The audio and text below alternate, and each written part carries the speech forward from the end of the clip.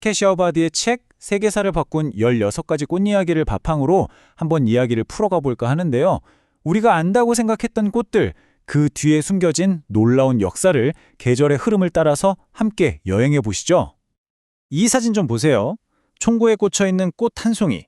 왠지 평화의 상징처럼 보이죠? 하지만 사실 꽃의 역사는요, 그렇게 단순하지만은 않아요. 때로는 가장 강력한 무기가 되기도 했고요. 또 어떤 때는 아주 은밀한 약속의 증표가 되기도 했죠. 오늘 바로 이 연약해 보이는 꽃들이 어떻게 권력과 전쟁, 그리고 혁명의 한가운데에 서게 됐는지 그 놀라운 이야기를 한번 들여다볼 겁니다. 장미는 사랑, 데이지는 순수함. 우리 머릿속에 딱 떠오르는 그런 꽃말들이 있잖아요. 근데요, 그 의미가 절대 고정된 게 아니라는 거예요. 시대의 불안과 욕망, 또 엄청난 정치적 격변 속에서 꽃의 언어는 계속해서 새롭게 쓰여왔습니다. 자, 그럼 이제 계절의 문을 열고 그 변화의 현장으로 한번 들어가 볼까요? 자, 첫 번째 계절은 봄입니다. 모든 게 시작되는 계절이죠. 여기서는 순수함의 대명사였던 이 데이지가 어떻게 냉전 시대의 가장 무서운 정치 무기로 돌변했는지 그 과정을 한번 따라가 보겠습니다. 왼쪽을 보시면요. 이게 바로 우리가 아는 그 데이지의 모습이죠. 정말 평화로운 들판에 아이들 웃음소리가 들리는 것 같잖아요. 하지만 오른쪽 이미지는 완전히 다른 이야기를 하고 있습니다. 한 아이가 천진난만하게 숫자를 세는데 그게 핵폭발의 공포와 겹쳐져요. 바로 이 극명한 대비가 데이지라는 꽃에 씌워진 역사의 두 얼굴을 가장 확실하게 보여주는 장면입니다. 바로 이 지점이에요. 데이지는 원래 순수함의 영역에 있었죠. 그런데 역사의 어느 한순간 이 꽃이 냉전, 핵불안, 그러니까 공포의 상징으로 완전히 넘어가 버린 겁니다. 아니, 어떻게 고작 꽃 한 송이가 이렇게 강력한 정치적 의미를 갖게 된 걸까요? 그 답을 찾으려면 1964년 냉전이 최고조에 달했던 시대로 가야 합니다. 당시 미국 대선에서 현직 대통령이었던 린던 존슨이 공화당 후보 베리 골드워터랑 맞붙었거든요. 근데 이 골드워터가 핵무기 사용에 대해서 굉장히 강경한 입장이었어요. 존슨 캠프는 바로 이 점을 파고들었죠. 그래서 탄생한 광고가 바로 이 데이지 소녀입니다. 한 소녀가 데이지 꽃잎을 세다가 그 목소리가 핵미사일 발사 카운트다운으로 바뀌고 결국 버섯구름이 피어오르죠. 데이지의 순수함을 역이용해서 사람들 마음속에 핵전쟁에 대한 공포를 그냥 제대로 심어버린 거예요. 순수함이 파괴되는 이미지를 통해 가장 효과적인 공포를 만들어낸 정말 정치 광고 역사상 가장 충격적인 순간 중 하나로 꼽힙니다. 자, 그럼 이제 계절을 바꿔서 뜨거운 여름으로 가볼까요? 열정과 욕망의 계절이죠. 여기서는 사랑의 여왕, 장미가 어떻게 권력과 욕망, 심지어는 질병이라는 어두운 얼굴까지 갖게 됐는지 그 복잡한 속내를 한번 들여다보겠습니다. 와, 이 슬라이드 한번 보세요. 정말 놀랍지 않나요? 장미가 얼마나 모순적인 상징으로 가득 차 있는지를 딱 보여주죠.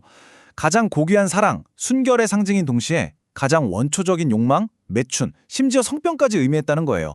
아니, 왕가의 권위를 상징하던 꽃이 어떻게 이렇게 극과 극을 오가는 의미를 전부 가질 수 있었을까요? 이게 정말 충격적인 사실이죠. 18세기 영국 런던, 그 화려함 뒤에는 심각한 공중보건의 위기가 있었어요. 당시 사람들이 매춘부를 찾아가는 걸 장미꽃을 꺾는다 이렇게 표현했고요. 그 결과로 얻게 되는 성병, 특히 임지를 잉글리시 로즈라는 좀 귀괴한 별명으로 불렀던 거죠. 가장 아름다운 사랑의 상징이 가장 은밀하고 어두운 질병의 이름이 되어버린 겁니다.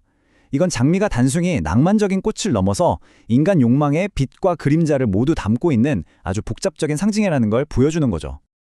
자, 이제 가을입니다. 추억과 성찰의 계절이죠. 여기서는 한여름에 활짝 피는 붉은 양귀비가 어떻게 계절을 뛰어넘어서 늦가을의 추모와 기억의 상징이 되었는지 그 역설적인 탄생 비화를 한번 따라가 볼게요. 이 타임라인이 양귀비가 가진 상징의 핵심을 보여줍니다.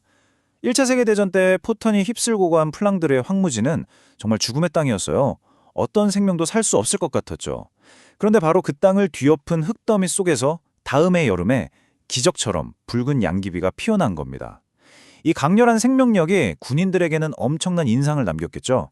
그런데 재밌는 건 우리가 이 꽃을 기억하는 날은 전쟁이 끝난 11월 11일, 그러니까 늦가을이라는 거예요.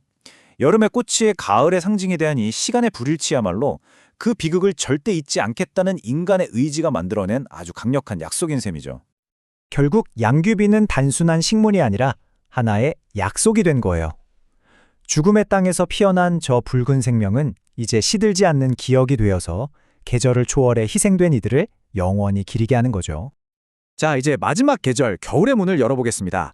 여기서는 가장 작고 겸손해 보이는 꽃, 제비꽃이 어떻게 황제의 귀환을 알리는 비밀 암호이자 여성 해방을 위한 저항의 상징이 되었는지 그 안에 숨겨진 강인한 힘을 발견해 보겠습니다. 제비꽃의 변신은 정말 드라마틱해요. 처음에는 그냥 숲속의 수녀라고 불릴 정도로 수줍은 꽃이었어요. 그러다가 나폴레옹이 유배를 당하자 그의 지지자들이 제비꽃 상등병이라는 애칭으로 그를 부르면서 봄에 제비꽃과 함께 돌아온다는 약속을 비밀리에 공유하는 상징으로 썼죠. 그리고 20세기 초 영국의 여성 참정권 운동가 서프러제트들은 자신들의 상징색 중 하나로 보라색을 택했는데요. 제비꽃의 보라색 바이올렛이 투표, 보트의 첫 글자 V를 상징하면서 충성과 존엄을 나타냈던 겁니다. 이렇게 연약해 보이는 꽃 한 송이가 가장 강력한 정치적 저항의 상징이 된 거예요. 근데 이게 끝이 아니에요. 정말 흥미로운 건 이 상징이 우리 무의식까지 파고든다는 점입니다. 정신분석학의 아버지 프로이트가 한 환자의 꿈을 분석했는데 꿈에 나온 제비꽃, 바이올렛이 폭력, 바이올렌트와 연결되는 걸 발견했어요. 발음이 비슷하잖아요. 그래서 꿈속의 제비꽃이 순수함이 아니라 순결을 잃은 것에 대한 폭력적인 공포를 상징한다고 분석했죠. 이 작은 꽃 하나가 역사적 상징을 넘어서 우리 내면의 깊은 불안까지 건드릴 수 있다는 게 정말 신기하지 않으세요? 자, 오늘 우리가 함께한 여정을 한번 정리해볼까요? 데이지는 순수함에서 정치적 공포로, 장미는 낭만에서 권력과 질병의 이중성으로, 양귀비는 한여름의 풍경에서 영원한 추모의 약속으로, 그리고 제비꽃은 겸손에서 저항의 아이콘으로 완전히 탈바꿈했습니다.